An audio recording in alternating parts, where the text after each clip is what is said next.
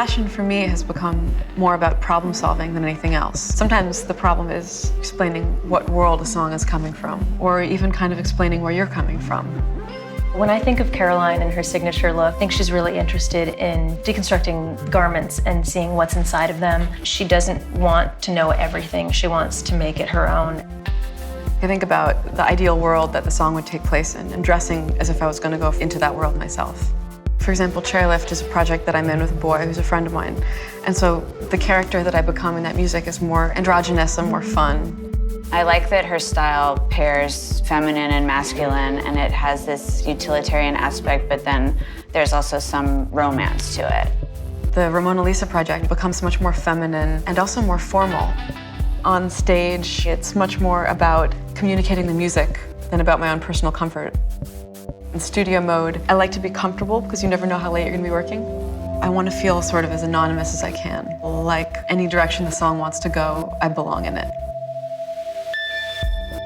About a year ago, I started going out at night with an extra pair of eyes painted on my face, as it kind of took people off guard. For her, it's not like she's trying to make a fashion statement.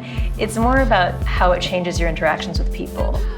I love striking high contrast shapes, a fitted torso, or a high waistline, or a conical heel.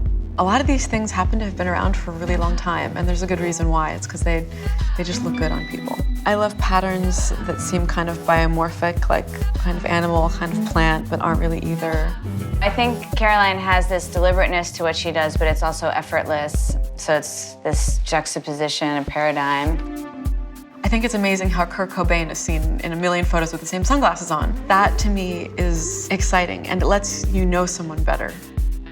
That's one thing I look forward to doing, even within dressing for music, is quietly incorporating the same thing back into different outfits, almost like using the same synth sound in different songs and letting people see if they can pick it out. I've always gravitated towards music that pulls me into a kind of hypnotic place. And fashion, for me, when combined with music, can do a thing of making you feel kind of hyper-aware and sensual and like you're kind of walking right on the edge of a dream.